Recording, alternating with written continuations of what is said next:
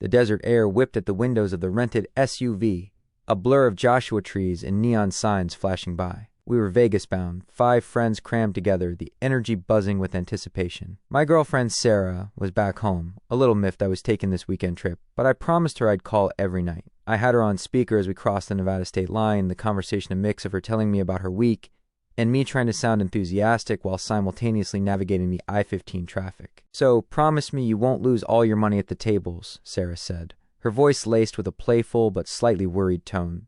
"Nah, I'll be responsible," I lied, already picturing the roulette wheel spinning. "I'll call you tomorrow, okay? Love you." "Love you too," she replied, and the call clicked off. Vegas hit us like a wave, a sensory overload of flashing lights, ringing slots, and the constant thrum of music. We checked into our hotel, a gaudy monstrosity with a faux Egyptian theme, and immediately hit the strip. The night was a whirlwind: casinos, overpriced drinks, a mediocre magic show, and a hazy memory of losing $100 on blackjack. As the night wore on, my friends drifted off to different corners of the city, some chasing their luck at poker, others succumbing to the allure of the nightclubs.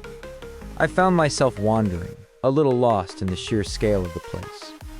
That's when I saw her. She was sitting at a quiet bar tucked away in a less crowded casino, nursing a drink and reading a book. She had this air of quiet confidence, a contrast to the frenetic energy of the strip. Something about her drew me in. I struck up a conversation, and we talked for hours. Her name was Maya, and she was a writer, a stark contrast to the usual Vegas crowd. We talked about books, about travel, about everything and nothing. The hours melted away, the casino noise fading into a background hum. We left the casino and walked the deserted streets as the sky began to lighten. We found a 24-hour diner and shared a booth, the only 2 people in the place.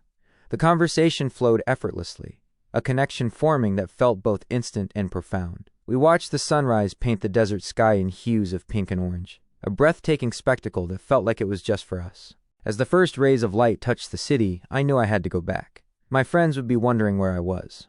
I walked Maya back to her hotel, a small boutique place far from the mega resorts.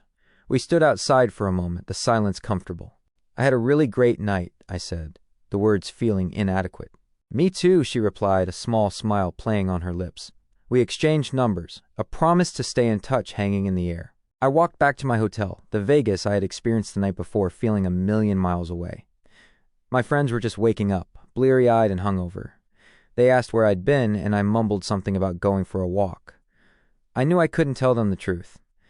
I couldn't even explain it to myself. The drive back was quiet. I thought about Sarah, waiting for me at home.